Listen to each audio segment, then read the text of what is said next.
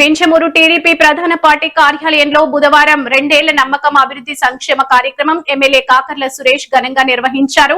MLA Kakarla Suresh మాట్లాడారు. మాజీ MLA Vijayarami Reddy, TDP మండల అధ్యక్షులు, సర్పంచ్లు, ఎంపీటీసీలు, ముఖ్య నాయకులు, యువత, మహిళలు పెద్ద సంఖ్యలో పాల్గొన్నారు.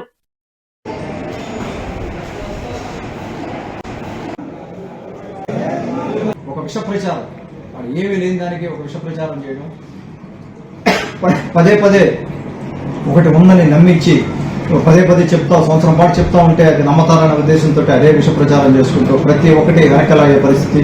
కనీసం డిఎస్సీ మీద కూడా పడ్డారు. 16,000 మందికి ఉద్యోగాలు ఇస్తే, మన కాన్స్టిట్యున్సీలో దాదాపుగా 119 మందికి ఉద్యోగాలు ఇస్తే వాళ్ళ ఉద్యోగాల మీద వాళ్ళు కూడా వదలట్లేదు. వాళ్ళ ఉద్యోగాలను ఇవ్వకపోగా గవర్నమెంట్ వచ్చాక మొదట సంతకం పెట్టి డిఎస్సీ 16,000 మందికి ఈ సూపర్ 6 కార్యక్రమాలు వచ్చి ఇంకా కొన్ని కార్యక్రమాల వల్ల మనం డబ్బు ఖర్చు పెట్టింది 80% ఆల్రెడీ మనం ఖర్చు పెట్టిన పరిస్థితి. లెక్కలు ఉన్నాయి క్లియర్, దానికి రూపాయల లెక్కలు క్లియర్గా ఉన్నాయి. ఆ రకంగా మనం ప్రజా సంక్షేమం ఆలోచించుకుంటూ, అభివృద్ధి చేసుకుంటూ, ఇండస్ట్రీస్ తీసుకొచ్చుకుంటూ, ₹1 ఇండస్ట్రీ వచ్చి ₹1 ఎకానమీలోకి వస్తే దాని మూలంగా ఉద్యోగాలు క్రియేట్ అయ్యే పరిస్థితి, ఎకానమీ డెవలప్ అయ్యే పరిస్థితి, క్యాపిటల్ పరంగా కావచ్చు, ఇరిగేషన్ ప్రాజెక్టులు అవ్వచ్చు, అన్ని కూడా ముందు తీసుకోలేని పరిస్థితి.